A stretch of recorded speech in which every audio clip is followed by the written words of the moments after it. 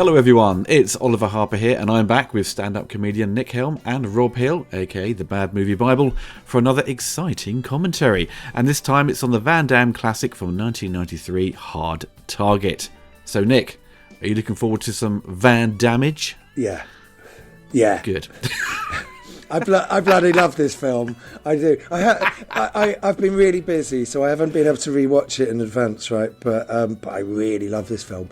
I remember in 1993 we went on a family holiday to Florida, and we went around Universal Studios, and they had it was just before Jurassic Park came out, or maybe it had come out that summer, but not in England yet.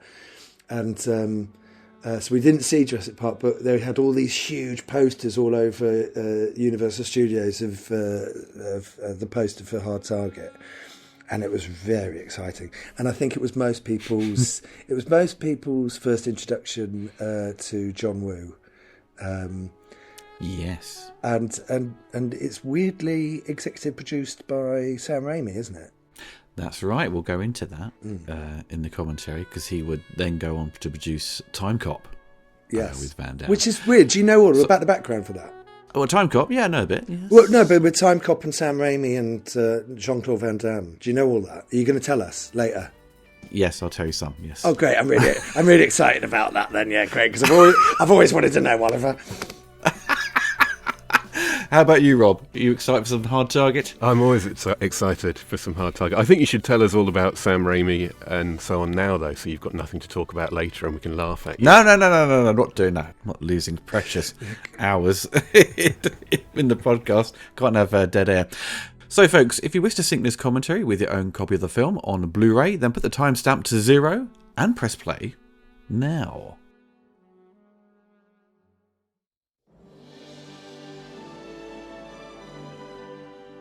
Weirdly, this film has 2 edits when it came out on, I believe, theatrically and on home video.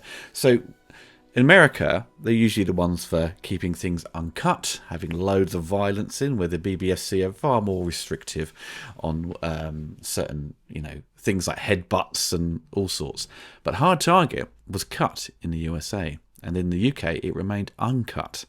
As we see later on in the film, where Jean-Claude shoots a guy like 50 times and thinks, oh, I might kick him as well. And he kicks him in the head, and then I think he repeats that kind of process. So they cut those bits all down. Right. So he just maybe shoots them once or kicks them once. So yeah, that was unfortunate when I grew up watching the VHS tape. And then I got some American Laserdisc and went, oh, some of the stuff's been cut out. But thankfully now, as it's been re-released over the years, you can now watch it uncut in every country. Was it an 18 in the UK then? Yeah, it was. So it was an 18 in the UK, but it was R-rated in the States, which is that's why it was cut, because that's a lot less restrictive, isn't it, in real terms than an 18, I think. But isn't an 18 kind of like an R rating anyway, or is it an NC-17? Yeah, pretty much. Oh, that's a good point. Yeah, it kind of varies. NC-17 is usually something that's a little bit more like to scale. It's very difficult to market. Yeah. Showgirls. But also, isn't R-rated? Aren't you allowed in under a certain age if you're accompanied? If it's R-rated, I can't remember. I can't remember now. That's how many kids got to see things like RoboCop. They went in with their parents. That's why. Like, I think restricted is. Does that mean that you're allowed to go in without your parents? I think if it's R-rated, then they try and steer it lower than that, so that more people can just go. We're not the ones to be discussing the finer points of American censorship of the MPAA. There isn't a single American among us. So this sequence here, with the guy who's kind of being chased down by Lance Henriksen's guys, he's actually the writer of the movie. Oh, right. Chuck Farrer. Were they angry with him then? they'd read the script. Because Chuck is ex-Navy SEAL. He went to screenwriting. He'd written Darkman. He wrote this and went on to write Virus, which is not a particularly good movie. It's more about the special effects and Jamie Lee Curtis. Yeah, she hated that film. One of the worst films I think she's ever been in. She proclaimed. Lots of striking physical effects, though. Yeah, like you say. Oh yeah, Virus is it's great to look at, but the story's a bit janky. So is that the Sam Raimi connection then, that he wrote Darkman and then he did this? Yeah, well, yeah, for him and for Chuck, the writer, and Sam's connection. So basically, Sam Raimi and his connection to this picture and eventually Time Cop. So when Jean-Claude had made Lionheart, that was distributed by Universal Pictures. And at the time, Sam Raimi got to see that edit because Sam was obviously working with Universal on Darkman. He was very impressed with Lionheart and saw the potential with Jean-Claude and wanted to work with him. When obviously John Woo was a big success in the international market with The Killer and Hard Boiled, and was massive in America on VHS because everyone was sort of blown away by his style of action. It was inevitable that they would want to bring John Woo over to the United States, but Universal were very concerned about his kind of poor English and his style of action. They probably I think there were concerns about the violence. So Sam, having obviously showing a keen interest in John Woo, he was enlisted by Universal to sort of essentially help John Woo on Hard Target or any project he got involved with. And kind of step in to take over. I think that's usually the job, isn't it, of these people? If it all goes pear-shaped, there's someone there to step in and take over. Those opening shots, the POV shots, are kind of very Sam Raimi. And I think you do get a few like that arrow is kind of like totally. Army of Darkness kind of stuff, or the eyeball. It's a lot of Sam Raimi's crew are involved, aren't they? I know it's the same. Sam Raimi's go-to editor is the, and Sam's brother's in this as well, as we always gets his glorified cameo. Yeah. Oh yeah. I bloody love Sam Raimi. It's just an interesting thing seeing him do this. Obviously, we know that Sam wasn't always super keen about horror. He saw it as a way to sort of a quick way in to make money, because most producers now always do. You know, for an indie filmmaker, horror is always going to make money in most cases. But because they started off making Three Stooges type shorts, didn't they? And then he kind of transposed all of his comedy stuff into Evil Dead, and they were like, "We'll make the most horrifying horror movie of all time." Evil Dead was literally like a calculated move to attract attention, make your money back. It was the John Carpenter route, you know. You do like a little indie horror film, and then you can make loads of money off the back of it. And then with his blank check, he did Crime Wave, which was a disaster. yeah, So when they had to do Evil Dead 2, they made it a comedy, and then it was like the best of both worlds. I think with Darkman, it shows you his kind of love of comic books, and obviously wanted to make The Shadow, but couldn't do that, so he made his own character with the help of Chuck. It's incredible. And then it showed you his kind of love for action, and obviously this comes about. So, I mean, so loads of like things combining, loads of my favourite things combining to make this film. Shots of New Orleans. I love the music as well. It really captures New Orleans in this. Also, it's worth mentioning that guy, the writer playing that character at the beginning, I forget his name now, Farrer or Chuck Farrer. Chuck Farrer, looks a lot like Kurt Russell in that. He's almost made up to look like Macready. Well, that's the thing. And of course, Kurt Russell was originally sought for the role of Chance Boudreaux, or the role that would become Chance Boudreaux. That's true. Yeah. What else is this actress in? Well, this was her first feature film. Yancey Butler. I think she had a... This is before Candy. This isn't before Candyman. Is she in Candyman? She's not in Candyman. Oh, sorry, no. Casey Lemons is in Candyman, isn't she? The black lady, she's in Candyman. Drop Zone. When was Drop Zone? That was 94. Drop Zone. Was it? Was it? Drop Zone. Did that come out at the same time as Terminal Velocity? Oh. The Charlie Sheen. I think it was, wasn't it? Yeah, it was or was it Point Break? It was the same time as... They looked really like similar. Terminal Velocity and Drop Zone were kind of like, oh yeah. So I recognised her more recently in Kick-Ass. She's obviously in the sequel as well. Yeah. She plays the sort of the bad guy's, the bad guy's mother, right? Oh right. Okay. She's also in a great movie called Witchblade. In which she's an NYPD cop, and she inherits Joan of Arc's enchanted magic glove and uses it to fight crime. Oh, is that based on the comic book? Yeah. Yeah. I used to read Witchblade. Yeah. Oh, of course. What else is this guy in? Oh, geez, yeah. I meant to look him up, actually.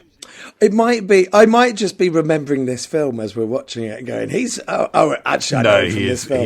he's a that guy.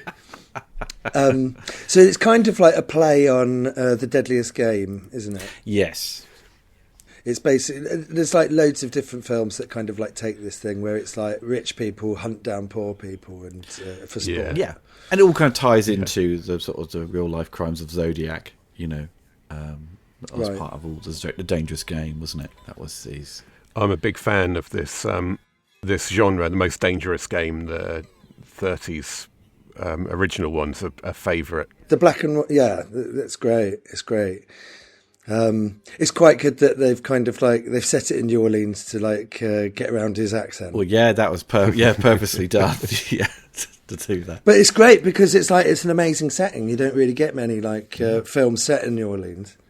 Absolutely, just those establishing shots of the town a minute ago were brilliant. Yeah, it's like a proper western as well. You know, the close-ups and he described himself as a greasy-haired samurai in this, Van Damme, which I like. I mean, I love his hair. What's great about his hair is when he's doing like his like roundhouse kicks, and then his hair is sort of like swings around. It's like Ray Timotei advert. It's like. Yeah, it's like Tom Cruise's hair in Mission Impossible 2. It's like grow it long, and then we'll get loads of and wear a long, loose, flowing jacket as well, so that you get all that lovely. It's funny you mentioned Timotei because that's what John Woo used to get a lot of crap for. I remember this back when this came out. People saying it looked like a TV advert because of all the slow motion and also his obsession with pigeons, you know, doves as it were, which they appear in this as well. And also you mentioned like a western because when he, you know, the couple of thugs who try to steal her money, he obviously pushes them away, but he moves his jacket around like he's, you know, take a gun out. Because he's getting his leg out, and it's just like it's so cool because it's like he is the weapon. Exactly. You know what I mean? He's cocking his limb. Jean-Claude Van Damme is a weapon. And he's so fucking cool in this. And his like jacket is kind of like one of them duster jackets. It's, you know, it's like, and you've got like these slatted kind of things in the shop, so it's all kind of like getting all these Western feels. Yeah. And the music's great. Who does the music in this? Graham Revell, who did The Crow, Street Fighter the movie. Who did the music on Broken Arrow? Was it Ry Cooder? Oh, Broken Arrow. That might be Hans Zimmer, right? Broken Arrow? Oh, maybe it's Hans Zimmer, but it's Ry Cooder-esque, isn't it? That's what they're sort of aiming for. I don't remember a score in The Crow. I just remember a really good soundtrack. Really good, like, you know, pop music, basically. Loads of Chemical Brothers and It can't rain all the time. Yeah. Oh, that was beautiful. The Crow is fucking great. Anyway, we're watching Hard Target. Oh, we should do The Crow soon. Well, I've just rewatched all of Brandon Lee's movies, all of Shannon Lee's movies. That would be a good one to do. When I was a kid, when I saw this kick he does, we just does like double kick, like kicks one guy, then goes to the next guy, and they slow it down. There he is, so good. Yeah. There was a great kick. I watched Hard Target 2 in preparation for this, and Scott Adkins does an amazing slow-mo kick where it's a double kick, two guys coming at him on motorcycles, and he kicks them both in the face at the same time in slow-mo. I didn't even know there was a Hard Target 2. Yes, he used that guy to kick the other guy. Brilliant. Amazing. Oh, it's so good. And that looks so painful. Amazing. That actor had to try really hard to make sure his head hit that post. Yeah. But I do love the kick he does in a minute where he spins around and kicks the guy at the back of the neck to throw him through the window. Right, which, he like hooks him round. Yeah, which he would do in Street Fighter. He would do the kick neck the following year. There we go. So well done. I like the slow motion, but I think this kind of could have worked really well if it was just sort of like sped up and the slow motion. It's normal speed. A bit, yeah. That's a great. And when he spins them around, whack! Oh, that's good. Good rhythm on that. That was good. Really nicely done. It's just so cool. He's just so cool. It is literally blending Eastern and Western filmmaking, It really isn't it? is, It's- yeah. Yeah. Because we'd seen slow motion used before in other movies, but John Woo was so good at choosing his moments to do it, especially when you see Andrew Vosloo later on, like reload that shotgun and the shell goes poof, flies out of the gun. It's like, oh, that is some good. This is proper action porn, this film. Because the slow motion is kind of aimed at aggrandizing Van Damme, isn't it? It's kind of Yeah. aimed at mythicizing him, It's whatever mythologizing him, I suppose would be the word. Yeah. There's it's not just him fighting, and if anything, his fighting is in normal speed. It's more his like dramatic looks and so on that seem to be slow mo. Well, it's choreography, isn't it? It's like it's presenting. It's what John Woo does with guns. You know, he makes it kind of like balletic. Isn't it? It's not just about like blocking a fight. It's kind of like let's capture him in all his glory doing and this stuff. let's make the fight look balletic rather than brutal or vicious or effective. Even it is the most like watching people dance when doing their martial arts. It's like every kind of move is a gag. Do you know what I mean? So they've kind of like, so it's like, and then this is the one where he hooks the guy around the head and smashes him through a window. And it's kind of, it's not just sort of like bang, bang, bang, bang, bang. So the slow motion really does bring that out. But the way she's reacting in the car at that point, you kind of think it should be like chaos. Do you know what I mean? Like everything's going to shit and she's like, she can't keep up with it. But when it's in slow motion, it's kind of like the pacing is a bit kind of, all right. You get a sense that the town is just being destroyed by Lance Henriksen and his guys. Like there seems to be not many people around, and maybe you see a kind of homeless or just a minimal amount of background people. So, and even here at the police station, it just seems like everyone's got a day off or something, and she's the only one working. Well, aren't they on strike or yes, something? they are on strike. Yeah, Isn't there they're on some sort of- strike. But there is still like a sense that there's something's not right about the town. No, something is really wrong with that desk. I'm just so paranoid about that candle in that desk drawer. That candle is still just sitting there alight. This town's got enough problems without her burning it down. It would have burnt the oxygen, surely. It would have snuffed out by now, surely. The top of the desk must be boiling by now. Well, you know what they say, if you're thinking about the candle in the desk, then you're not really enjoying the film. And then you're waiting for this scene to end. Yeah, it does slow down every time he's not on screen, doesn't it? So when John Woo had come over, he was given a choice of scripts. What would you like to do? And he eventually settles on Hard Target.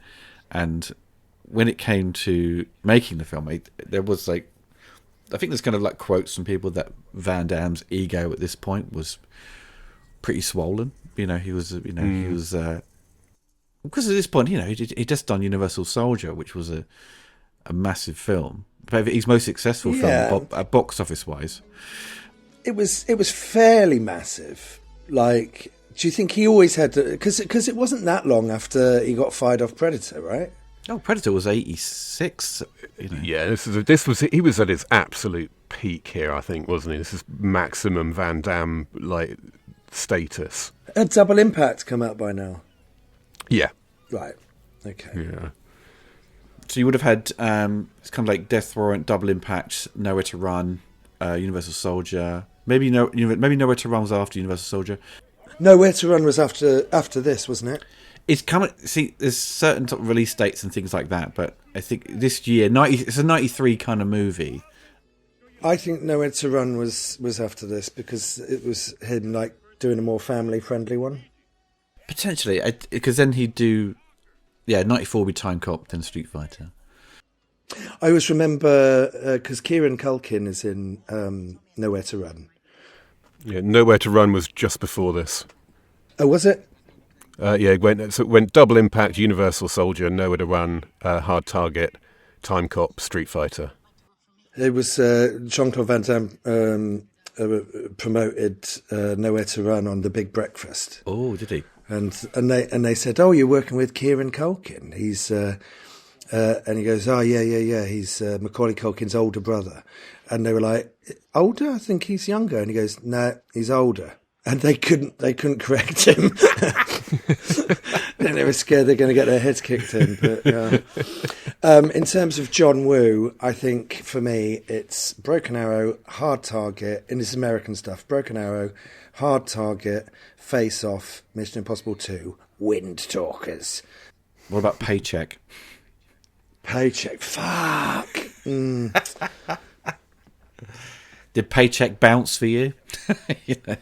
Paycheck was that's like an ironic title as well, isn't it? It's like everyone turned up for the paycheck, but isn't that a remake of? I think it is a remake of something. He's been attached to so many films over. He was attached to He-Man, attached to a Turtles film. He's like what was the other director who'd done? Oh God, what was it? Noah. Was it Noah? That Noah film with Russell Crowe. Russell Crowe. Darren Aronofsky. Yeah, he's been attached to loads of projects and never get off the ground, you know. Yeah, but all of his fucking things sound insane. Like, I'll do Batman, but he's a mechanic, and it's like, don't do Batman then. Do something. Do you know what I mean? Why can't any of them just do Batman right once? Do you know what I mean? Mask of the Phantasm. I think you'll find Adam West's version is definitive, Nick. I don't have a problem. I think there's room for all Batmans. Exactly. I just want to see, you know, they get the costume right with fucking Batman versus Superman, but the film is dreadful. And then, you know, they get the casting right, but, you know, it's Batman Returns. They get a good Bruce Wayne, but not a good Batman. You know what I mean? It's always... Yeah. His cinematography is I love amazing. that reveal. Is it Russell Carpenter doing the photography? Yeah, so you had the sort of slow-mo reveal of Van Damme. Because Van Damme would come back to that hairstyle, wouldn't he, for those Coors Light adverts, wouldn't he? Yeah. Oh, yes, yeah. They were the best adverts they'd done. Have you ever seen JCVD? Oh, yeah. Love that film. Absolutely love it. It's so good. It's like Die Hard in a post office. It's like, it's amazing. Yeah, Rob, why wasn't that on your video? I didn't think about it like that, yeah. Oh, no! That opening sequence where it's just like a wanna when and then the bit when he does the monologue to the camera and he's like he's an incredible actor when he's speaking in Flemish, and then, you know, he struggles. What's the story about the lump on his head? I never knew. But yes, I've always been puzzled by that. I think it must be like a birth thing, right? Yeah, I have looked it up before, and the story wasn't memorable enough to remember it. So yeah, just a birth thing. Like he bumped it. Is there something about his character in this that I can't remember now? Is there do we know anything about his background? Do we know anything about why he's? Isn't he a Vietnam vet? He has military training. He has obviously, you know, he's just been basically kind of bumming around really and getting odd jobs. He's essentially homeless. Yeah, and is essentially he's turning up at the docks trying to get on the daily billet or whatever it was called. So he's absolute rock bottom kind of. But it's like I feel like there should be some explanation for that. He should have suffered some terrible. His family's been killed in a car crash or something like that. So for him to explain why someone of his obvious skills and abilities is at the bottom of the. No, because you don't have that. You don't have that with the Clint Eastwood in the Dollars trilogy, do you? He just turns up into town and then does his stuff and then he leaves. He's like a mystery. Yeah, but there's no explanation required for that either. We know that he's a bounty hunter. He's a really skilled bounty hunter. That's a common situation. Like I feel like there's something should explain why he's at the very bottom of society when he's obviously an intelligent, skilled. Well, his character had assaulted someone on the last kind of ship out, you know, for work. So he was, you know, he had to reapply. That part explains it, yeah. Pissed off the union. But if you're looking for that in this film, it's not that kind of film. You know? It's like it's about It's about looking cool and kicking. Do you know what I mean? Exactly. That is what it's about. It's just interesting that they haven't even bothered with the slightest bit of kind of character not development, but character background. I But suppose. everyone's got the brief. Do you know what I mean? And John Woo is like, it's like a paper thin kind of film in a way, but it's like John Woo makes it look incredible, and then they've got Lance Henriksen in it, and he's amazing. He's like one of the best. I fucking love Lance Henriksen. Yeah, he's great. In fact, he was because there were two cuts of this one, even before all the MPAA cuts that were required. Yeah. Van Damme re-edited it himself. But that aside, John Woo's cut apparently focused a lot more on Lance Henriksen's character and gave him a lot of character development. Right. And I just wondered whether when all that was cut, whether some of Van Damme's character development went with it. Well, there's one bit of trivia that says that Van Damme had done his own cut, because Van Damme was, by this point, famously quite skilled at doing his own cuts and had success with Bloodsport and Cyborg recutting stuff. What, he edited them? When he would basically improve the fight scenes, right? Right. So in the case of Hard Target, one sort of piece of trivia said he went in and used more close-ups of him, because he said people are paying money to see him on the big screen, not Lance Henriksen. Yeah. Hence why he cut down more of Lance. But I don't know if that cut that Jean-Claude had done was as a result of this cut. I think this is just what John Woo wanted, which would please the MPAA.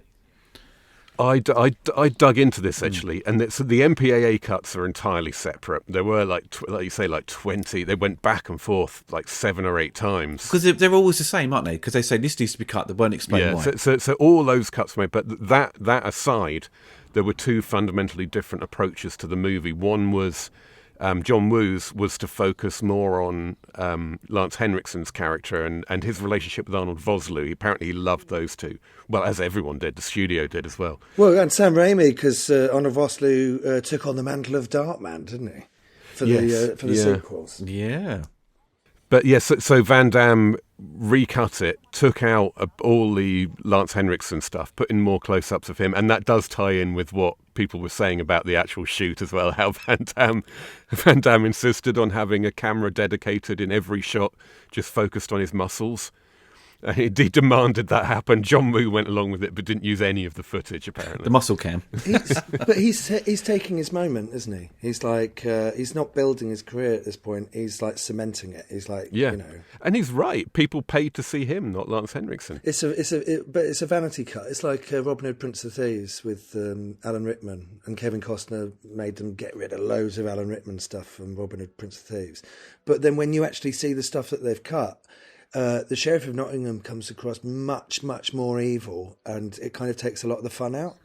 Was that an extended cut? Yeah, he cuts a man's tongue out, and then there's quite a really big scene where all the Celts come and he's kind of... and there's an extra bit with his kind of, his witch-like mother. Yeah, like it's his mum, and so it explains too much. And I think actually with Robin Hood, Prince of Thieves, he's in it just the right amount, and he still steals the show, Yeah, he does. But I like Kevin Costner in that film as well, I've not got a problem with got it. the emotional edge to it. We should do Robin Hood, Prince of Thieves. Definitely. I love that film. But, it's kind of like what you would do in these days, isn't it? You'd have like your action star, and they've kind of like minimised his dialogue to a point where he's kind of like... he's not carrying all the scenes, But I think Van Damme, doesn't he? He knows his limits at this point, what he can do, and I think the amount of dialogue he is given, he does it really well. And I think he's it's the man with no name thing. It's like give Clint minimum dialogue, and then it's all about like seeing what's going on through his eyes. Yeah. This bit of the karate chop to the stomach. Arnold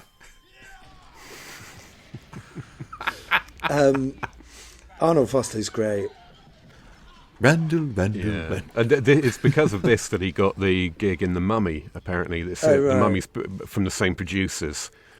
The Mummy was like 4 years later, I think, production-wise, wasn't it? Yeah, but he'd made a really good impression, apparently, on everyone on set, apart from Van Damme, obviously, Vosloo. And so they immediately said, right, well, we've been waiting to give this guy a really good, big breakout villain performance because he's great. Yeah. It's a Universal production as well, isn't it? Yeah. Have you heard the story about what Van Damme said to him when they first met?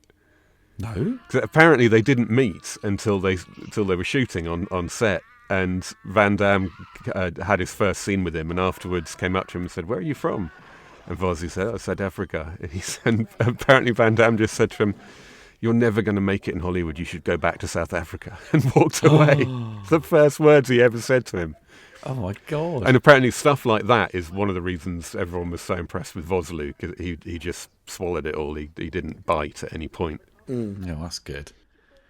I think Lance Henriksen is at his most terrifying in this movie. Oh, he's a great bad guy. He's a bit, because you fall in love with him in Aliens, you know, and you really miss him in Alien 3, and it's kind of, he's such a great character, and then to like twist him into this absolute bastard, it's fantastic.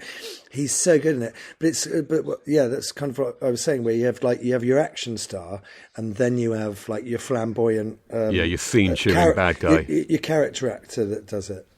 And it's kind of like a good balance in these films. Yeah, it's the Die Hard formula, isn't it? Yeah, exactly. And like later on in this film is one of my all-time favourite shots in any film, which I will also point out later. But it's incredible.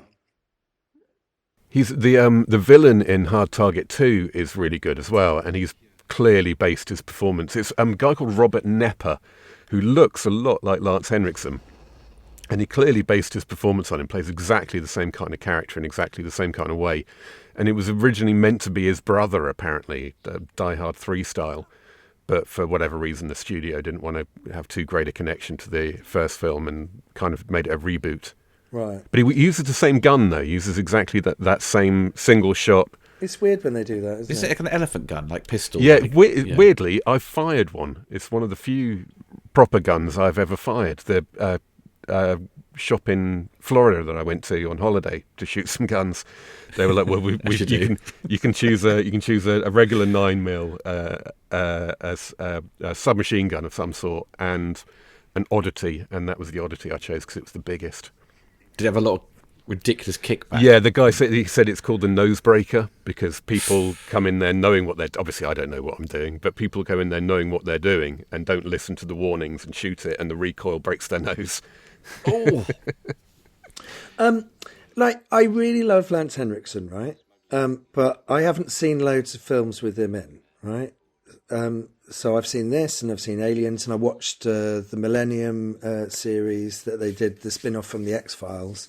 And obviously he's in Aliens versus Predator. What Omen 2? Do you remember the Omen 2? Is he in the Omen 2? Oh, and he's Oh, yeah. I'd forgotten that already. He's in the first Terminator film. What other? And he was going to be the Terminator, wasn't he? That was the original plan. Yeah. They've done like a bust of Lance Henriksen as the Terminator with half of his face off. Yes, they did. There's a James Cameron drawing, isn't there? Yeah. But they've made like an I don't know if it was AI or if it was an actual bust, but he looks really cool as the Terminator, and you think, you know, that wouldn't have been a bad substitute. You've seen the Ray Liotta film, No Escape. Yeah, is he the bad guy in that? No, he's not a bad guy. No, he's just one of the prisoners. He's like the head of the prisoners on the island. That's like Fortress, isn't it? That's like the Christopher Lambert film, isn't it? Yeah, which is also a fun film. I don't think I've seen No Escape. I've seen Fortress. I'm just looking at he's in a bunch of things I'd forgotten about. He's in Scream 3. Oh, dude, come on, guys. We forgot one film we've not mentioned, Near Dark. Oh, Near Dark. Well, no, he's more of a bastard in that, isn't he? Or Stone Cold. Stone Cold, man. He's the bad guy. He's the king of the bikers in Stone Cold. He's awesome. What's Stone Cold? Oh, are you serious, Nick? You would fucking love Stone Cold. You've not seen Bad Boys 2? It's a early 90s action movie starring Brian Bosworth, and it's an action movie in all the best ways. Right. He's like a crazed Hell's Angel gang leader trying to take over the country, basically. Are there any other really big ones that you recommend? Stone Cold, Near Dark, Quick and the Dead he's in, isn't he? Oh, yeah, he's brilliant in The Quick and the Dead as well. What an amazing character in Quick and the Dead. Another Sam Raimi production, Sam Raimi, yeah. AVP, obviously. And then, Dead Man, which is a movie I haven't seen in years, but I'd love to watch that again. The Johnny Depp, is it Jim Jarmusch? I think it's Jim Jarmusch movie. I think it is, yeah. It's weird, though, isn't it? Because when you're young, you kind of think, oh, Lance Henriksen is one of the biggest stars on the planet. He's in every film that I watch. And then it's like, you know. When you wax him on the knee with that baseball bat, you feel that. Oh, you know it's going to hurt, don't you? Good sound effects in this. I wish that they'd brought over some of the stunt guys from Hong Kong to work with, just to get a bit more energy into these fights. Just a bit more Hong Kong in the fight scenes would be good. Well, John Woo wasn't really that interested in Hong Kong, like, you know, martial arts. He was all about the gun. Yeah, well, he did a lot of martial arts movies earlier in his career, but yeah, by this point, he'd lost interest by this point. Didn't want to be that guy. Me and Harry Hill and Hugh Davies, we were in a little cinema club and we went to see Hard Boiled at the BFI recently. Oh, did ya? And they didn't know what it was. And at the end, well, Hugh Davies and Harry Hill didn't know what Hard Boiled was. No, I said, "Do you want to go and see Hard Boiled because it's at the BFI?" And they were like, "Yeah, sure." And they came along and we watched it, and they were like, "It was very loud, wasn't it, Nick?" But like classic dad moment, that is. But Chow Yun Fat is so cool in that movie, and there is a lot of like. Obviously, there's a lot of action, but I think that when he's got this big budget, it's so much slicker, and you know, his Hollywood movies compared to his Hong Kong movies are kind of. I mean, I really love A Better Tomorrow. Are you guys more The Killers or like the Hard Boiled? Was it The Killer? The Killer, yeah. I kind of see that those three films I kind of see as an unofficial trilogy in my mind. Which three films? Hard Boiled, Better Tomorrow, and The Killer, because I saw them all kind of at the same age, all like quite close together, and they've always been the odd older John Woo movie I've seen has always seemed a bit different somehow. Oh, the one I didn't mean Better Tomorrow because they made loads of sequels to that as well, didn't they? I meant Bullet to the Head. Yes, yeah. Or Bullet in the Head. Yeah. That's incredible. I think was it? I believe it was Hard Boiled that sort of got the most attention, right? I think so. Internationally, yeah. That was a huge deal on video when I was a kid. Is it the hospital they burst in? Yeah, the camera just follows them through all this, with the baby. All this carnage. I mean, it's incredible. Yeah, it's amazing. It's amazing, but it's so loud. You know, there is so much. It's like non-stop shooting for like the second half of the film, and it's kind of like, yeah, right. I was looking over at them, going, "Are they enjoying this?" But But like, I think like Hard Boiled was like his breakout film. You know, that was like the one that went international. That got in the him, West, like, yeah. But they were all big films. I never quite clicked with his American ones, to be honest. I really liked Face Off back in the day, but I can't say I've gone back to them much. I liked Face Off in the day. I used to think Broken Arrow was the best film ever made, and I do sort of prefer it to Face Off. Face Off is a bit too self-important and bloated, isn't it? And Broken Arrow is more of a... I'd have to watch them again. I just can't remember in enough detail. Broken Arrow, written by Graham Yost, who also wrote Speed. Yeah. The bus that couldn't slow down. I fucking loved Broken Arrow. For John Woo's other movies, he wouldn't be working with an action star. He would be working with Christian Slater, Character John Travolta actors. twice. Yeah. So that's why I kind of gravitate towards more of Hard Target, because the lead can do the action. Yeah, I would now. It was funnily, like 10 years ago, this wouldn't have been in my top 3 John Woo American movies, but now it's easily my favourite after rewatching it last year, first time in ages. Yeah. No, I've always loved this. It's my favourite Van Damme film.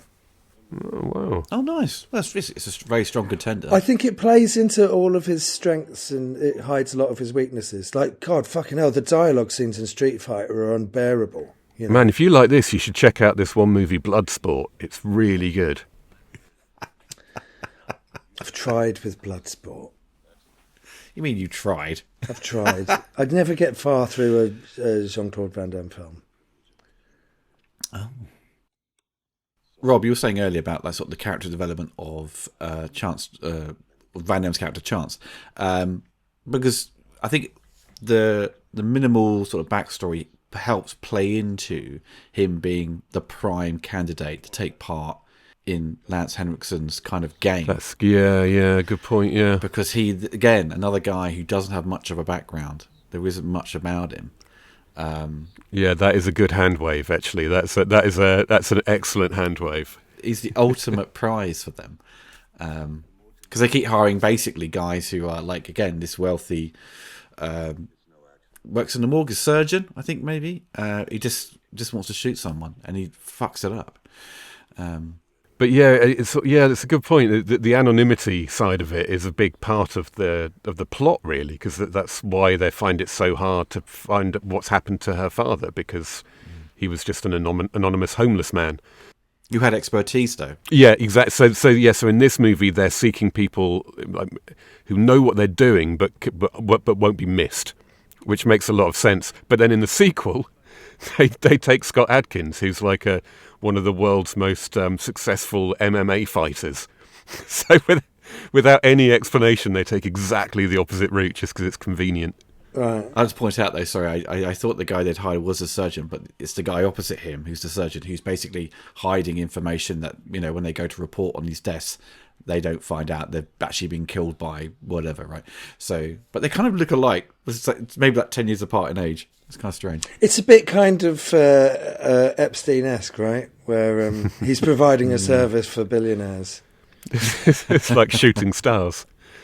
that running joke in Shooting Stars where Vic starts massaging one of the female contestants from behind, and then his hands are quietly replaced by the hands of a homeless crazy man, and then he just walks around in front of them.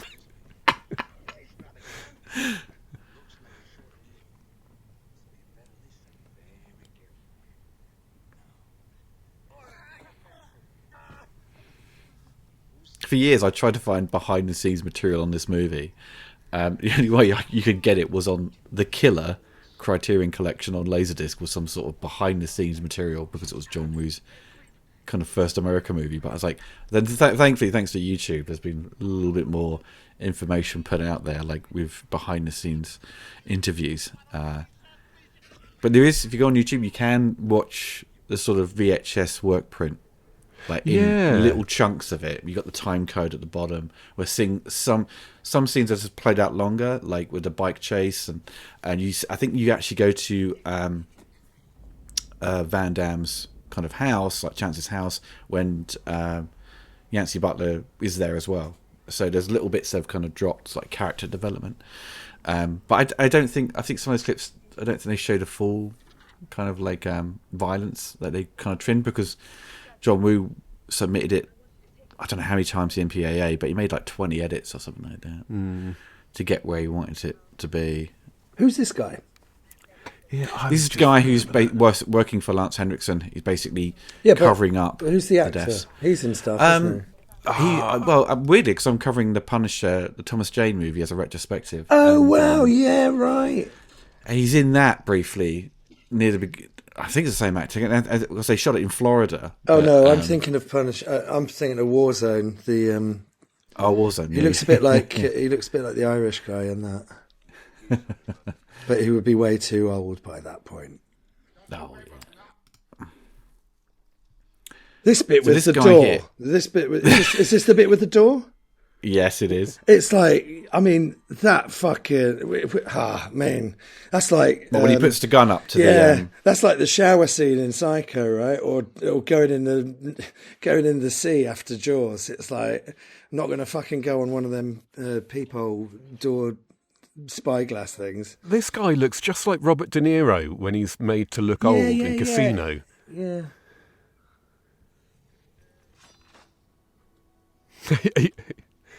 No, Casino is older. I'm thinking Casino, but it might be good. He's got his massive glasses on at the end. It's so funny. Is that Casino? I thought that was Goodfellas. Maybe it is. It's Goodfellas. It's Goodfellas. You see him old in Goodfellas as well? Yeah, when he's leaning out the door and he's telling her to walk further down the road. Yeah. Okay. isn't Yeah. it? He's aged up in both movies. Let's put it that way. But this is Marco St. John. He was in Small World and the Punisher, Friday the 13th, The New Beginning. Yeah, Friday 13th, New Beginning is the I think it's the fifth one, is it? He's the sheriff. Man. Oh, it's good. horrible. Have you done the Friday the 13th, Oliver? Not a fan of them. I think they're shit. Oh, really? Honestly. My favourite. They're fun. They're fun to watch. But I mean, I went through all of them during COVID. I was like, I don't know what the fuss is all about. Oh, really? Because they all got butchered by the MPAA, so all the good stuff's cut out. Oh, the really. seventh one is shredded, but I really like them. I think six has got like the Alice Cooper theme tune. Is it 5, 6, and 7? Kind of ones I thought were okay. Number 8 in New York I thought was wasn't very good. That's one of my favourites. Jason Takes Manhattan. I kind of like the remake Michael Bay did that combined essentially like 3 of them into one movie. Yeah, I like all of them. But everyone's favourite is 4, but my favourite is 6 because it's got Alice Cooper and they do that James Bond bit at the beginning, and it's all a bit it's a bit tongue in cheek, and it's like such a fun film, and they've got all the kids in the camp there. Anyway, Lance Henriksen and Arnold Foster are a really good double act, aren't they? They are. They really are. Yeah, that's what you can see why John Woo went that way.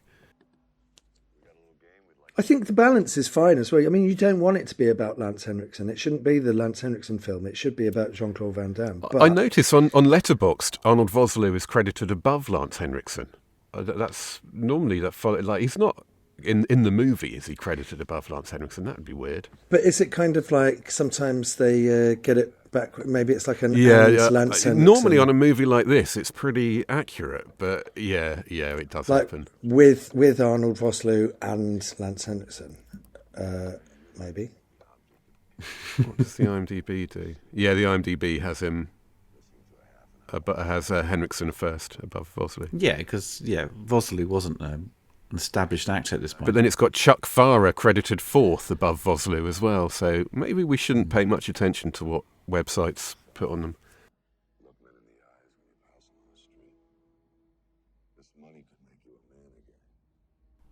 He's very persuasive, isn't he, Lance? And he's sort of, giving him this money belt. And if you've got nothing, you've got nothing to lose. So, and he sort of tells him hard truths, doesn't he? About the situation this guy's in, about being homeless and not treated with much respect for what he's done in the past by serving his country. Maybe they should have called the film Hard Truths.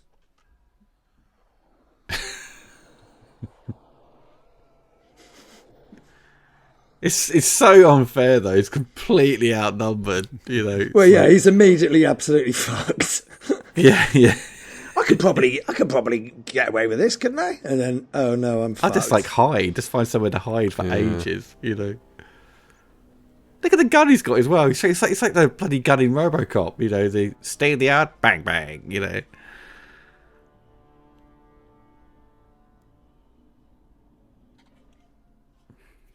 Yeah, give him a chance to run away first. Jesus.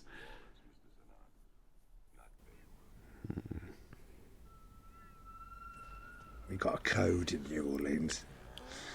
You give the homeless people a 10-second start.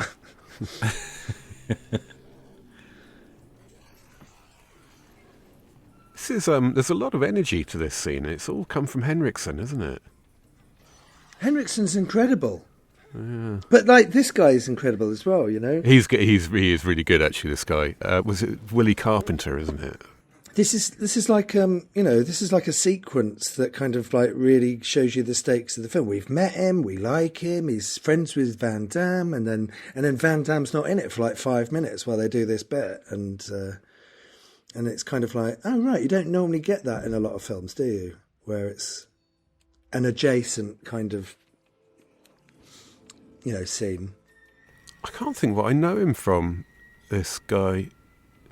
Willie C. Carpenter. He's in Double Trouble with those enormous bodybuilder twins. He's in Men in Black. What, the Barbarians? Yeah, the Barbarian. Not that actual movie, but yeah, the Barbarian Brothers. Were they in Natural Born Killers? The Barbarian Brothers. Yeah. I don't think so, were they? In the script, they're in the script. I think he wrote them in the script. They're not in the movie. I think one of them, they got like their legs chainsawed off or something like that, and and they were like, Mickey and Mallory did it.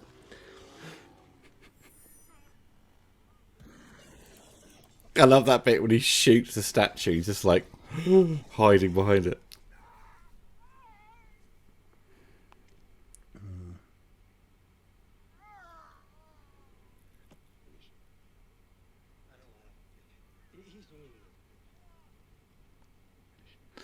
So then the guy who they've hired to shoot the guy is like doesn't have the balls to kill him now, because he's wounded. And well, the reality is kicked in. The reality of what it's about. It's like Morgan Freeman in Unforgiven. A moment ago, he had to be held back from taking an advantage and shooting him early. They probably should have left. But maybe he was just trying to get it out of the way. But then it's a waste of your own money, though, isn't it? You've paid a huge sum to kill someone. Just want to shoot them straight away and go, oh, okay, I'm done now. Nice. Oh. Take cover. Come on, you meant to have military training. It's but it's also elements of Running Man in this as well, isn't it? Yes, Sven Ole Thursen, for one. He pops up in this somewhere, doesn't he? That gun is so cool he's got, but it's such a faff because you've only got one bullet for constantly reloading. He's got to have that bullet belt, doesn't he? He has, which is quite cool. It makes a load it near the end. He's got one bullet that he's thrown in a graveyard with his fingerprints all over it. Yeah. But New Orleans is corrupt. Who's going to care about one bullet? Oh, people. Oh, the music here is brilliant as well. But a sad jazz. God, I do miss saxophone in music today. I don't tend to use it anymore.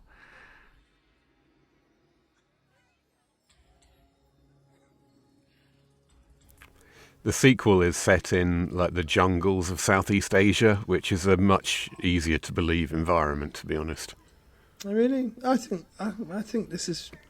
I love it being set in New Orleans, but it does make it hard. It does make it more of that's Ted Raimi. Does make it kind of give it a bit of a fantasy edge. Gotta change, man. It's like...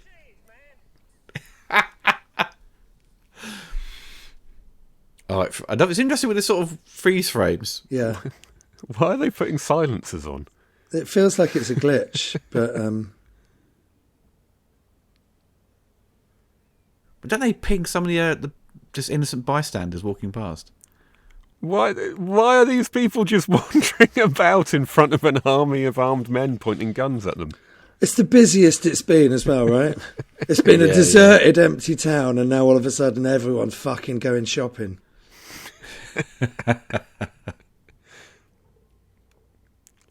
There is almost like an air of magical realism about it. Yeah, it's fantastical, but that's it's a bit like Desperado when they set it in Mexico, because it's like no one knows what Mexico's like. It could be like this, and it's exactly that, isn't it? It's kind of like they want a Western town, but like in the modern day. So it's kind of we'll go to New Orleans. Well, that was kind of everyone's obsession, wasn't it? Because everyone said that the Western had died out. But it hadn't really, because those sort of tropes on those Western films were just kind of woven into other action films, you know what I mean? And the settings. Well, yeah, they were cop movies. Westerns were very close to actual, the Wild West days when they were being made in the 30s and 40s and 50s. And then cops took over. I think space took over in a lot of ways as well. I think the advent of the space age just made the Old West a lot less glamorous and exciting and aspirational for kids and young people and so on. But like Lethal Weapon and Die Hard, they're kind of like they're like modern westerns, aren't they? But they're cop movies. Yeah, I suppose so. Yeah, a lot of the same archetypes anyway. There is odd editorial choices in this where John Woo has clearly shot stuff in high frame rate for slow motion, and then they just sort of artificially slow down weird sections where they're just putting the body in the ambulance. What, when it's jerky? It's all jerky. I hate it when they do that. Hate it. It never works. You never guess what, John? We haven't got enough slow-mo. Damn. It's like Bosley's kind of hiding. He's going to get him. I love this moment here. He's really great, this guy. Yeah. Of course that's his car. Leaving without saying goodbye. He's kind of like an M. Emmett Walsh kind of guy, isn't he? He is, isn't he? And a sleazy, low-rent M. Emmett Walsh.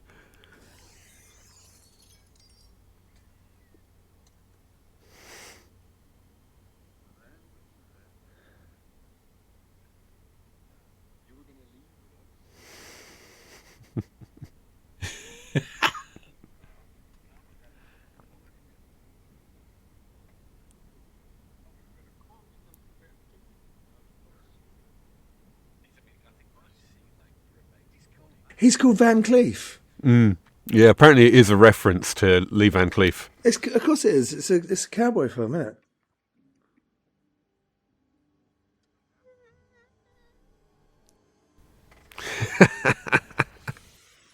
That's awesome. Ooh.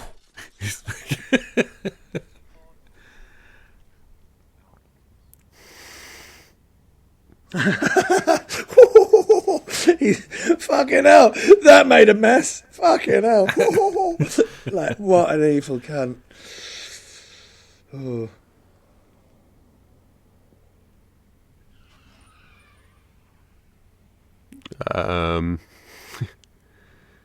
That bears a passing resemblance to that famous, is it an Oldsmobile in Sam Raimi's movies?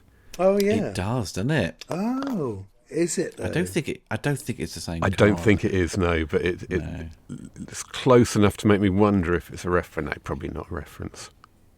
It's under some tarpaulin in The Quick and the Dead. Yes, yeah. Yeah, he has to put it in every movie. It's one of the first cars I bought in Grand Theft Auto when I started playing that. Oh, really?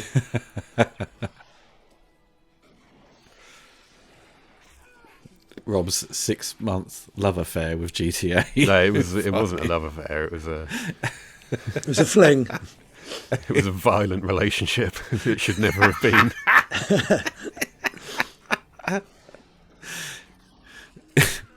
It made Rob the most unproductive he's ever been. It wasn't that bad for productivity actually, because I could watch movies whilst playing, and it's just not. It's just a distraction from getting shit done. Still, yeah, big time sponge. What do we think of Yancey Butler in this? I think she's very good. I think she does the emotional stuff very well. She does do the emotional stuff. There's no two ways about that. She does. She's convincing. When she finds out her father's died. I think she's great, and she's got amazing eyes. I wouldn't mind her dialing it back a bit. What, dialing her eyes back? Yeah. It's maybe a kind of a Hong Kong hangover where everything's hyper emotional. Yeah, exactly. It's the director is telling her to do it. At the end of the day, it's a joint thing. Oh, I love this kick coming up right to the face. Every single bone in his foot shattered. Yeah. In that moment. He should have timed it where he kicked a guy in the neck or something, as he lifted his head up and got him.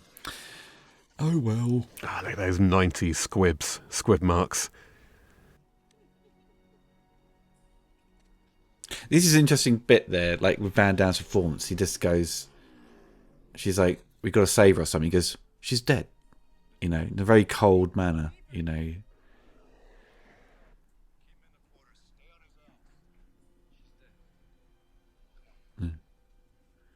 Yeah, but no, that's not cold. Yeah. And the point is that they're gonna die. You got to move. Yeah. Oh, it's some wonderful stunt double stuff coming up here with Van Damme. Yeah. It's a guy with just a ginormous wig on. I mean, that is my breaking point with Face Off, when you can see two completely different guys on a speedboat. at the end. It's just like, did they swap faces as well? Did they? It's like watching Garth Marenghi's Dark Place when they double him for running. I keep thinking of that at the moment because of all the slow-mo as well. Yeah. This is all the Fatal Deviation stuff. You haven't seen Fatal Deviation, have you, Ollie? I don't think. I have seen. Yeah, it you have now. seen it. Yeah. This is what inspired that, isn't it? And it's obviously they're very near to the box factory from The Simpsons because there's a lot of boxes around here as they go flying into them. Did you do Broken Arrow for your Die Hard thing, Rob? I didn't know. No. Because that's another one, isn't it? Yeah. I mean, there's a lot that are close because Die Hard is so much more influential than people realise, I think. But there are so many that are exactly that plot that you can kind of keep quite strict with it. And remind me, you did definitely do Anna Nicole's Skyscraper, right? Oh, I certainly did. Yeah.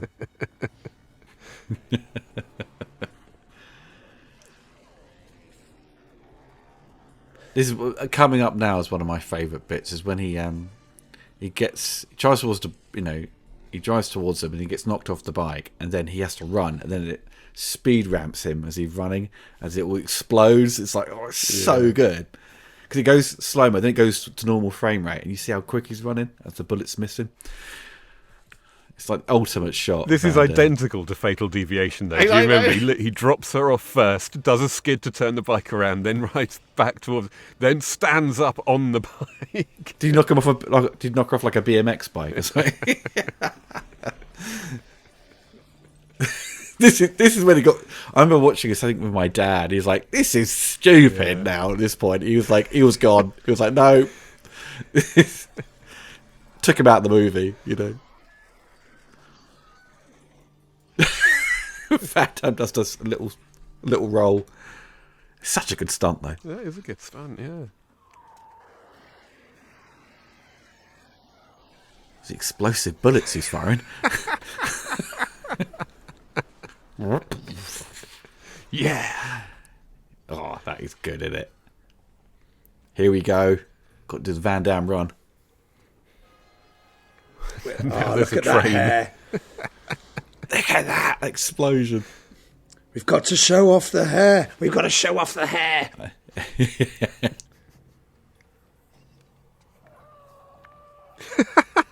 What just happened? What was in that barrel? That's one of those plastic things they put down, right? Yeah, I mean, it should be full of plastic. water if it's a functional.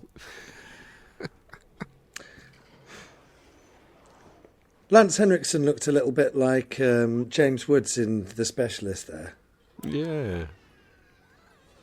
Like, they occupy kind of like the same space. They do, don't they? I've never thought about that before. Have you done The Specialist? No, I've not done that. No, I didn't think it was a very good film. Oh, I fucking loved it. Every single. It was it regarded as a bit of a trashy movie when it came out? Oh, it is trash. Yeah, it was Stallone. Oh yeah. It's got like fucking saxophone music going all the way through it, and it's all sleazy and it's great though. Every Stallone movie in the 90s was fantastic. Yeah, I'm a big fan of Assassin as well, or Assassins. Assassins, yeah. That's completely forgotten about now. Yeah. The Wachowskis, they didn't like what Richard Donner did with that movie. I think they claimed he butchered the script. What, did they write it? Yeah, one of the early sort of scripts they'd done. Yeah.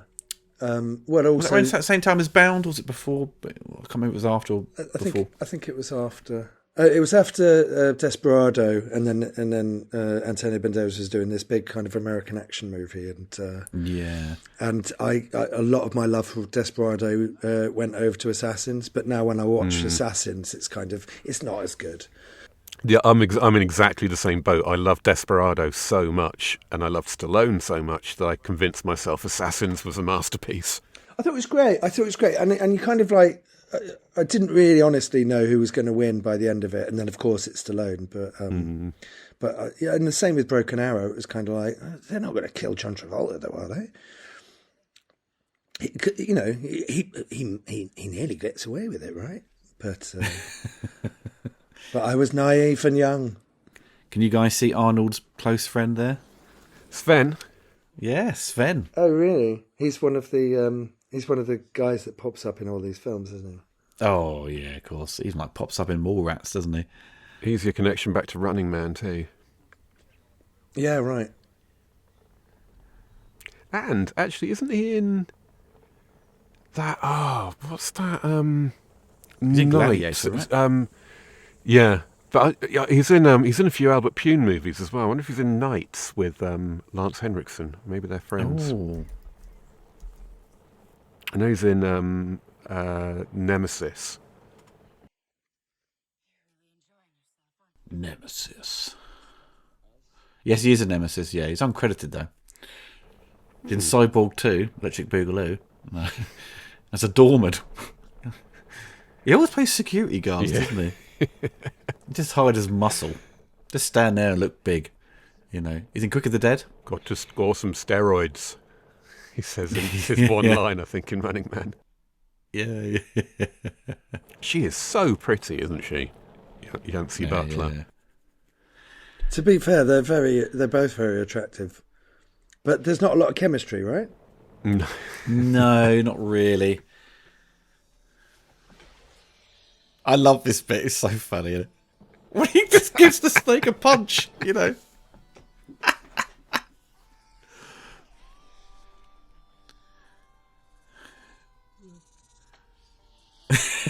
Gives it a slap.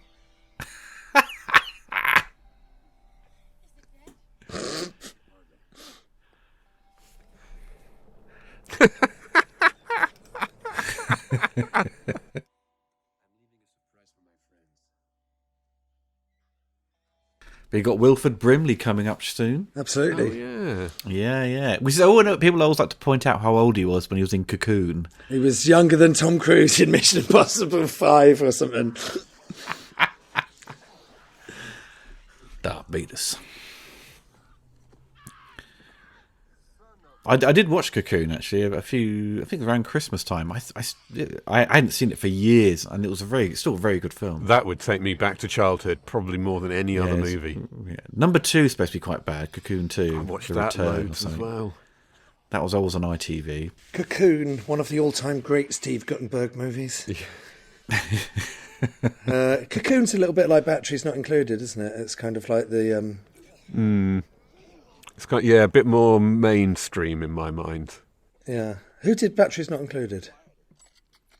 The director, God, it might have been... what was his name? Was he one of the sort of... It wasn't Joe Johnston. Lucas's... He was part of some... I want to say it was like Joe Dante's friend or something, or part of Roger Corman's... Matthew Robbins, who done, I believe, was it Dragon Slayer, I think. Right. It's very... He did Dragon Slayer, yeah, and it's very Amblin, isn't it? oh, he did Legend of Billie Jean. Oh, right. Mm. He's done good stuff. Yeah, all right, he's great in this, isn't he, Wilford Brimley? I think he's playing a moonshiner. Yeah. Could be wrong. And he has the accent, doesn't he? Because is he Van Damme's uncle or dad, or what is he?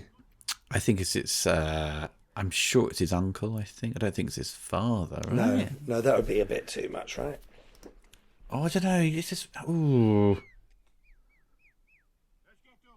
It's his uncle, yeah. He's great, isn't he? Because it's kind of like you need someone to sort of like some new energy in the film at this point.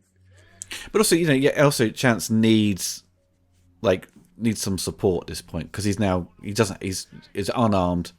There's always this scene in a People on the Run movie when Terminator 2. It's some old friend or an uncle or someone who lives in the middle of nowhere or whatever.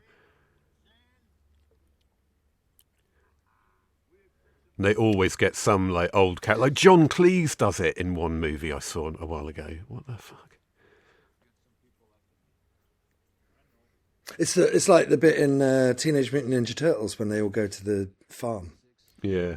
You have like a quiet moment, just before the third act kicks in, and he needs to recuperate. He's going to die. That's why they've introduced him. They've got a really likable, friendly, a likeable, friendly character actor to come in and basically sacrifice himself for the final act. He doesn't die though.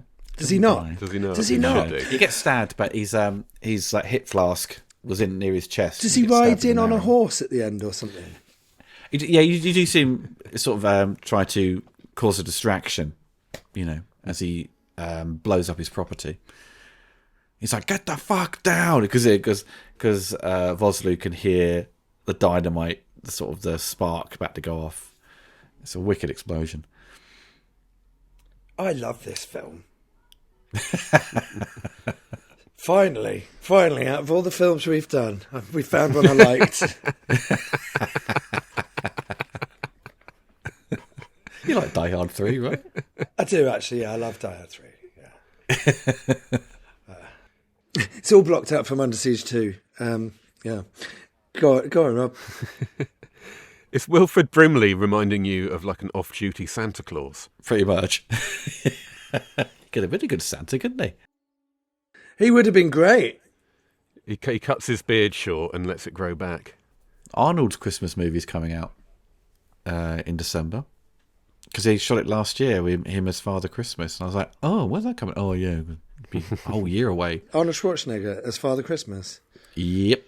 I think it's Amazon or I can't remember, maybe Netflix, I don't know. He's not had a great track record with Christmas movies, has he?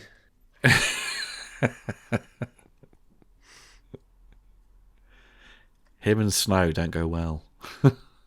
You watched Jingle All the Way for Christmas, and then you watch End of Days for New Year, and you fuck up both.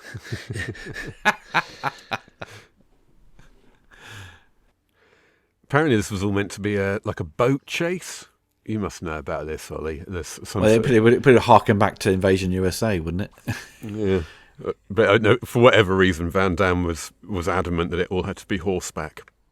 Down on the bayou. I guess it's like, he wants to make a cowboy film, doesn't he? So it's just like, well, we've got to have horses. Yeah, once you contextualise it that way, it makes a lot of sense.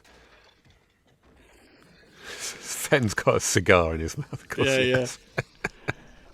And as soon as he kicked that door and started firing, he was blinking like a motherfucker. I mean, they've made an attempt to kind of like do a RoboCop where all the bad guys have their own little thing. But I saw someone saying the other day there are only two actors who never blink when shooting guns on screen. Can't be Roger Moore. No. One of them was the ultimate flincher. Yul Brynner in Westworld. Oh, yeah, that's true. Right, yeah. But I can't remember for the freaking life of me what the other one was. But it's someone more recent. But it's the T-1000. Robert Patrick. Yeah, that's a good point. I don't think they mentioned him. God, well, they hadn't done their research properly, was it? Who does, Ollie? Who does? The bane of Rob's life, top 10 lists, where they just pinched Fucking another hell. top 10 list from someone else. Westworld is one of my favourite films. Yeah, absolutely. I love that movie. I love the concept of it, but it does have somewhat of an irritating film score, because I watched it recently, the 4K one by Arrow. I was like, oh yeah, it's a bit grating. No. I think it's a perfect film. I think the TV series is incredible. Oh no, the TV series can fuck right off. I'd pick Future World over the Westworld TV series. I'd pick the original Westworld TV series from the late 70s, early 80s. Did you know about that? I've got that on DVD. I've got that on DVD. Yeah, I love. That's loads better than the new one. Oh, you guys are lunatics. What are you talking about? I think the bait and switch in Westworld is incredible, where it's like a silly comedy and then it turns into like, oh no, it's all going off the chain. This is fucking. There he is with the big. He gets an explosion. He gets a slow motion explosion as well. That's what we're here for. Wilfred Brimley fighting off, doing a Wolverine. I've got that jacket that Lance Henriksen's wearing. Yeah, that's quite handy. I should cosplay as him then.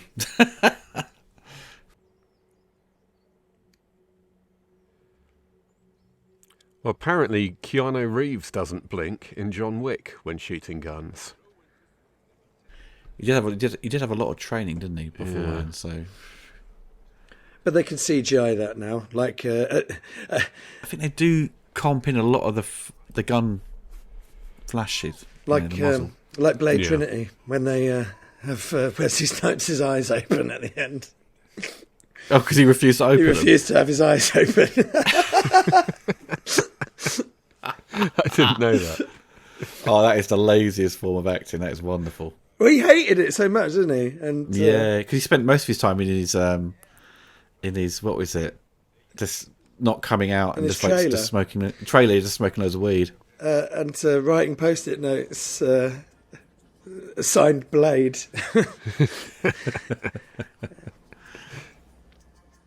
Which is what kind of like made Ryan Reynolds kind of be more prominent in that film. They must have shot this in winter, maybe coming to autumn. Yeah, it looks autumn going cold. into winter. Sorry, yeah, it looks very cold And orange. yeah. Yeah, when all the trees are dead. All the trees are dead. It Yeah. looks like fall. But it must have been yeah. If they shot in the summer, it would have been brutal. Well, they would have shot in the summer, and then it would have like gone over to like New Orleans. Oh no, So- I know when they shot. Actually, it was August. November, August. It's not August. Look at those trees. But they started shooting in August, and they shot for 2 months. So well, this must be October then. Yeah, but there's no leaves, so it looks more like it might be November. I don't Yeah. want to quibble with you guys, but if you know leaves the way I know leaves, if they started mid-August and it was a 70-odd day shoot, then that would run them into November. It's just, so it could be near the end of production then. it looks like it's kind of chronological. Because this could have been like, as you were saying, Rob, with the idea of it being a boat chase. And they're Yeah. going, They might well be using the same location they'd originally planned for the boat chase. I think it's better with a horse. Definitely better with a horse. Because you do something you don't see. You don't see like a guy on a horse getting chased by a helicopter. You know what I mean? Yeah, you're right, It's yeah. often a guy in a vehicle or a guy on a boat. You know. So. And he's, John Woo. Mind you, John Woo does a lot of boat stuff, doesn't he? Awesome. Oh, Van Damme's stunt double does actually look like James Bennett, Foul Deviation himself.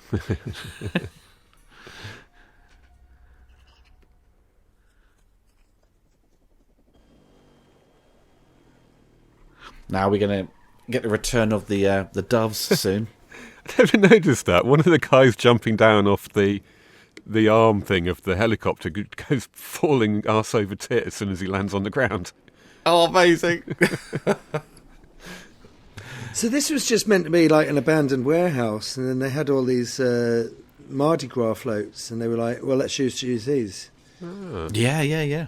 And again, this feels like RoboCop, Yeah, with the sort of taking place Yeah. in there are the doves. an industrial area. You know. Oh, there could be doves hidden in here as well, or pigeons, as I believe they were in this, because there are no doves native to... Don't have quite the same kind of meaning, do they, though, pigeons? Flying rats. There's poop everywhere.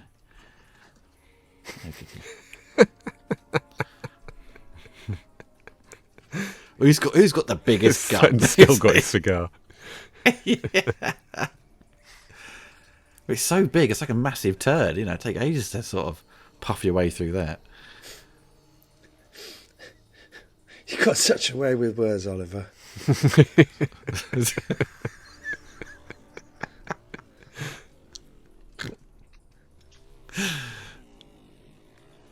I love this bit here when he kicks the barrel and then shoots it, and this ginormous like explosion happens. Like it's like a flamethrower they've like blasted through the glass. That's bullet in the head reference, isn't it, or callback? What with the bird shit or the The burning the flaming barrel flame thing. barrel?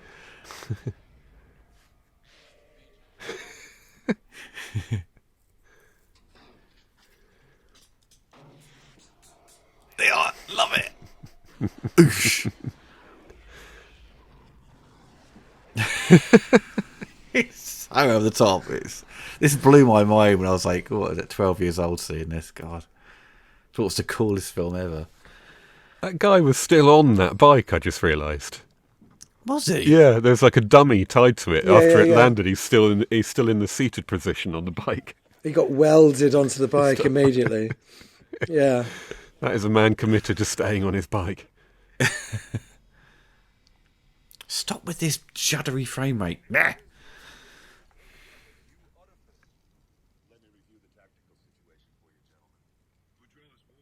I think it may have been kind of like a studio thing where they were like, he's doing too much slow-mo, and then they'd have done it. Do you know what I mean? Because he's using it a lot less as the film goes on.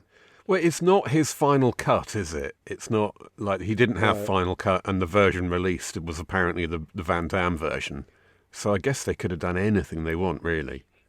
You pretty confident this is the Van Damme cut? Well, I couldn't work it out, and I did, from the only research I've done that pointed to an answer did point to it being the Van Damme one. Right.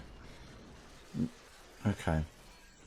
I mean, because we're in the time now with so many like bootleg labels kind of re-releasing movies. I'm surprised no one's actually wanted to try and well, John Woo's really up for it, apparently. He said, I noticed he said in a couple of interviews he'd love to see it re-released. And it must be the Van Damme one, because when you read about it, it talks in the past tense, and it says things like the original film had a lot more character development for Arnold Vosloo or whatever, so... Oh, here's all the Mardi Gras stuff, yeah. What's John Woo's like current output like? Is he doing much? Oh, that's a good question. I had no idea. He had gone back to make stuff in Hong Kong, right? Yeah, he did like a really huge, like historic epic, didn't he? Red Cliff. Yeah. That was Oh, it. was that John Woo? Yeah, 2 movies he did. And then the Reign of Assassins. Yeah, that's back in Hong Kong or China, I suppose it would be. Crossing Part 1 and 2. Manhunt. Yeah, Silent Night, which is actually an American-made film with Joel Kinnaman, and The Killer, which is obviously a Peacock original. So I think it's a kind of an animated thing. No, it's not an animated thing. What am I talking about? He did a remake. It's a remake. It's a remake of The Killer. Yeah. He did a remake of To Catch a Thief, didn't he? It was a TV movie. The Cary Grant movie? Really? So his last big US movie really it sort of was Paycheck. That sort of kind of scuppered his career. What year was that? 2001? 3. 2003. Yeah, because he had that and Mission Impossible 2 back to back or something, didn't he? Because Mission Impossible 2 was seen as, at the time, was seen as a disaster. Well, when was Wind Talkers then? That was 2002. That was in between MI2 and Paycheck. And that's Christian Slater. And this is my favourite scene. This is my favourite shot. Coming up.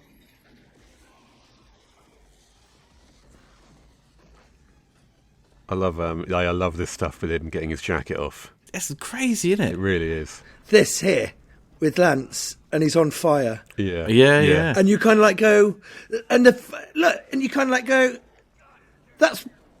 go, why is this shot? Why is this shot so cool? And then you go, it's one of your lead actors, and you've set him on fire with his face. You know, they haven't used a stunt guy. Yeah. I think I recall reading that he didn't expect the fire to get that intense. Yeah. It licks all up his neck and everything. It's like, fucking hell, he really did it. Because they've covered him in that gel to stop him from... But I think that's a safety measure rather than part of the plan. What I read, and you never know if it's true, is that his cuff was meant to catch fire, and then he does the dramatic removal of the jacket. But yeah, the whole fucking thing went up, which no one was expecting. But then they always tell those stories, even when it's true. But he doesn't break character. Do you know what I mean? And he's just an actor, and he's on fire. It's fucking nuts. You wouldn't do that. He's got the gun upside down. This is a bit they cut it down quite heavily in the US cut. But now it's like how it's supposed to be. So many bullets.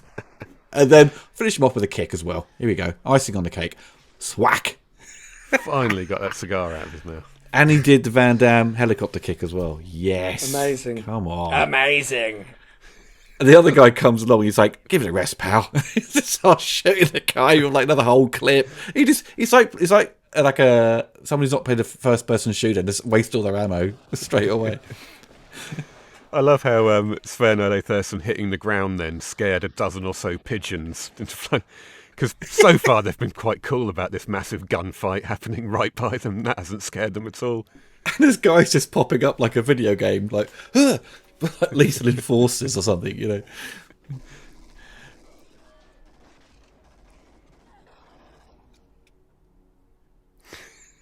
Oh, this is great, this bit. Fires the arrow. I'm going to hide. Straight through. Oh! Lovely jubbly.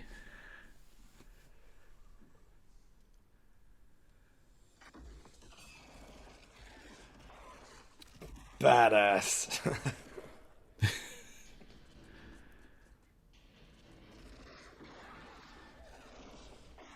The guy sees her. He goes, "You fucking bitch!" He just shoots him in the groin, doesn't she?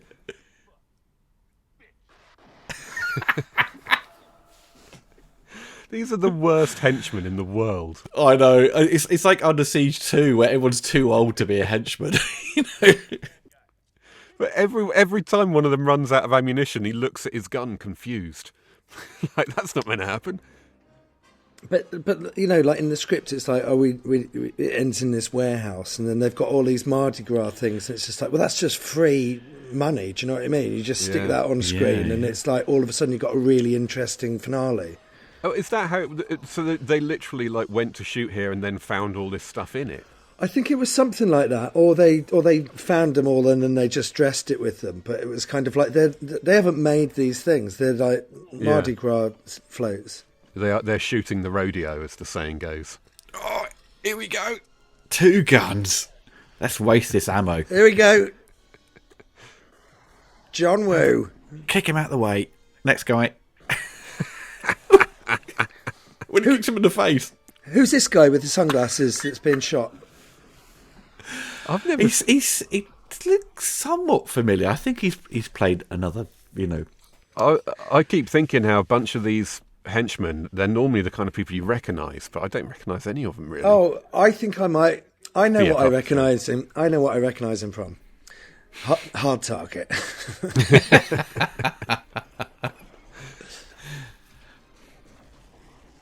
There's moments coming up, you know, when he's up against Vosloo, and then they do their backs against a wall, and it's split down the middle. So you've got Van Damme on the left and Vosloo on the right, and it's like that was again used in Face Off.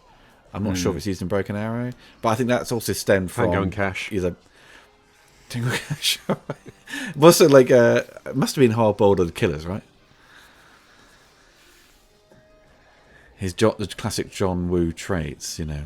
But I think at the time, you know, it's because not many people had seen these kind of things he'd already done in his Hong Kong movies. They all seems kind of fresh to an American audience. Yeah. So, oh my god! Well, it's totally fresh. It's, you know, they don't make action films, or they didn't make action films like this at this point. No.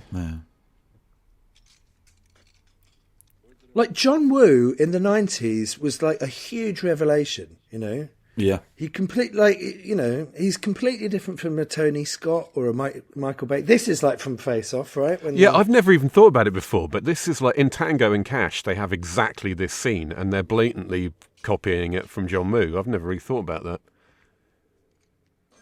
Because this is a really common scene, isn't it? The two antagonists and the protagonist, they talk to each other. That's the key. That's the John Woo thing, isn't it? They have like they have a bit of banter. Well, they're reloading. Yeah, there's a quiet moment while they banter and reload, and then this. Shoots the guy back, throw the grenade. It's great. They must have a scene like that in Assassins as well. Yeah, I bet there is. This is brilliant because he got a massive explosion as Van Damme jumps out the window, slides under the table, and then just bam, bam, bam, bam, bam, shoots Vosloo from underneath. So well executed. So excessive. It's great. There's a door just there. Oh. Nah, you got to jump through it, Rob. Look at that.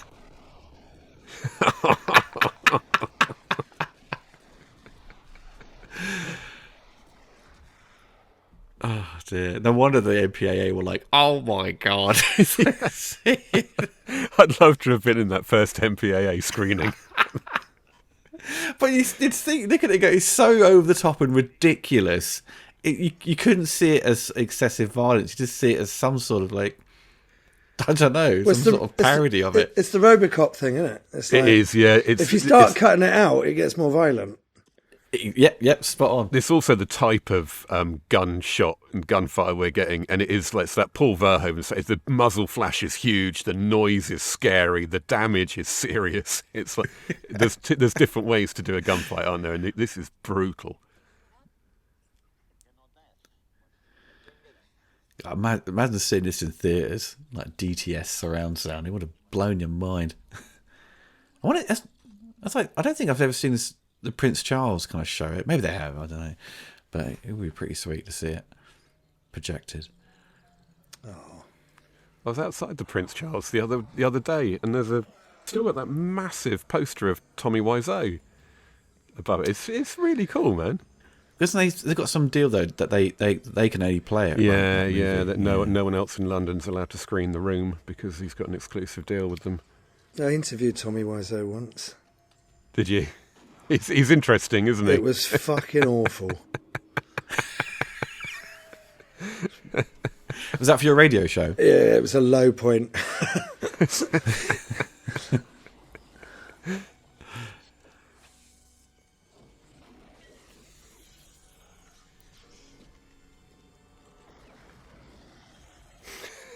Did you see a bit earlier on where Van Damme got to flex his muscles as he took his shirt off? Like, is there anything in this room that isn't explosive? Everything that gets hit with a shotgun explodes. It's an action movie, mate. Everything explodes. Even clouds. Oh. You've got all these barrels that are like just launching up in the air. And all the papier-mâché's been soaked in gasoline, I think. Just wasting ammo there. Paper really does explode. That's when Jean-Claude Van Damme shoots it anyway.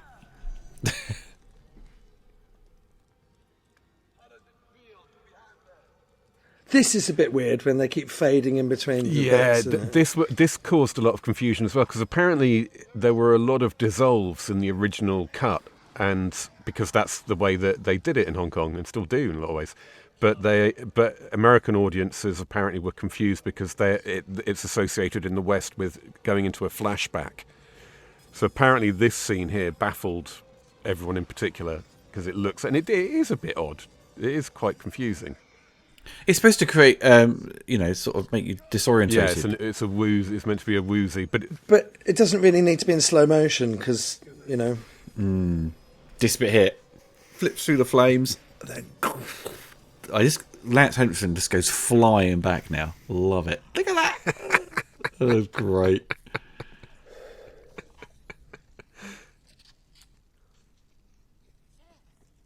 I think this film is definitely Van Damme at his most coolest, I think, on screen, I've been sleeping on this movie, to be honest, most of my adult life. I didn't remember it being especially good, and then I rewatched it last year and did like it a lot more, but it really does stand out, doesn't it? Oh, it's great. It's great. But like Lance Henriksen, you don't really get a lot of really super great villains, actors, Mm. Who's in Sudden Death? Oh, it's Powers Booth. Oh, Powers Booth, yeah, he's dead good, yeah. It's either Powers Booth or Stacey Keach, isn't it? But yeah, he's good, but he's kind of like, he's not Lance Henriksen. Do you know what I mean? No, more of a string puller. I don't know, because he plays a cop. He's sort of become corrupted, so he's not just like Lance is just pure evil, I think. But Lance's face is just incredible, right? And Powers Booth is kind of like, yeah, cool.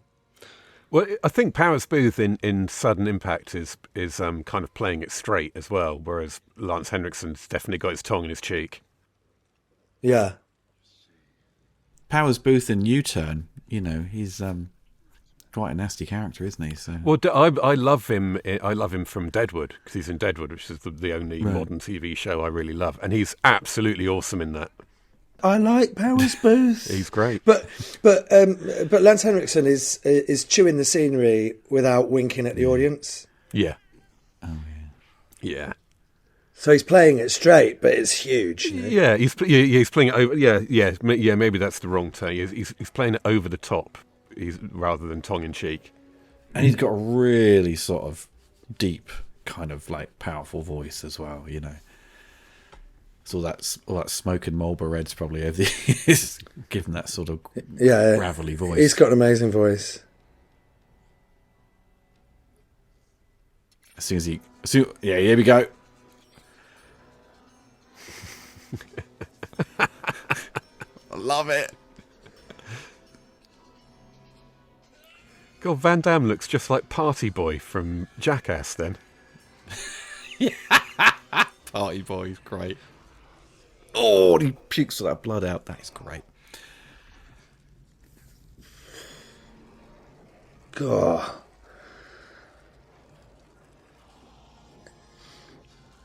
Give him something else to jump over. Yes!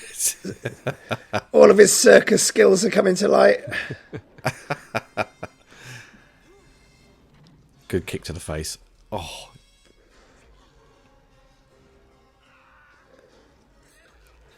Oh, that sound. That's not the Indiana Jones sound effect, is it? What, the punch? Yeah, it sounds like punch, that. One of those really deep.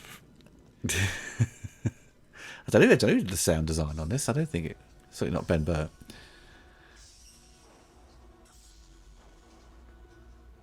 I love he has a flashback to a moment he's not seen.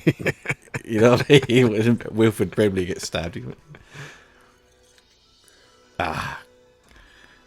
Grenade in the trousers in a minute.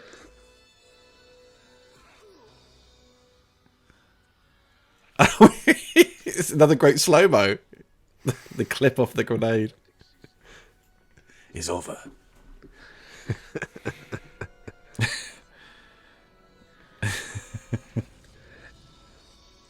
This annoys me. What, the grenade in the trousers? When he... Whoop. Just take it out your trousers. Throw it. You're like, why are you doing that? Yeah. Why are you doing that? Throw the fucking thing, you stupid cunt. Right. Pardon me.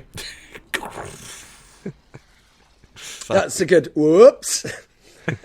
It's a bit like James Wood's Death in Specialist, right? Oh, yeah. Well, does he give it a whoops as well? Doesn't he get like a grenade down the trousers or something? It's really similar, isn't it? Yeah. I can't remember now. His one is great because he's like a pinball machine. Like he lands on a bit and then he gets blown over here and it's fucking, yeah.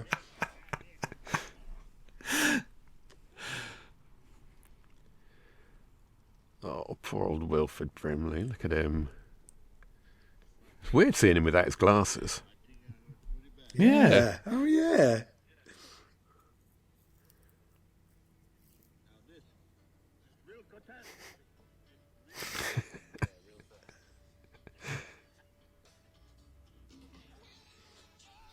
Oh, there's this like kind of constipated singing at the end. Born on the Bayou. It's Creedence, man. It's Creedence Clearwater. Awesome.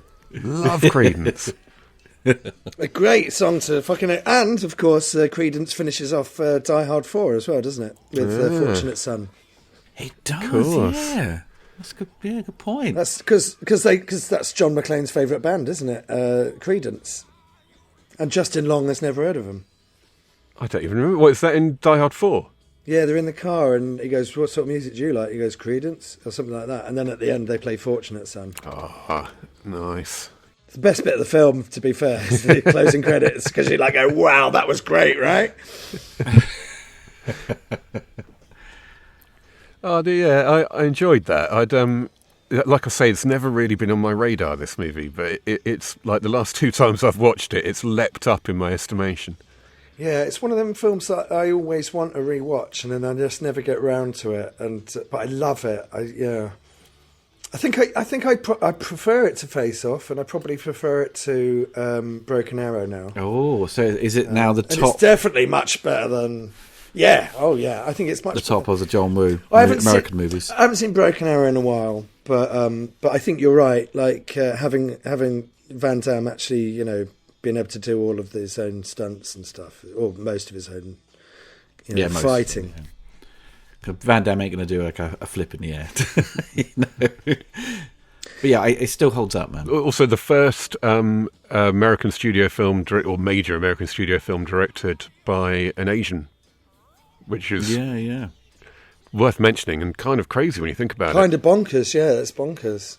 That's like American studio picture rather than independence. Slightly different, but then also Asians were treated really badly, and like if you even look at Tango and Cash, I mean the amount of racism in that is horrific, really. But and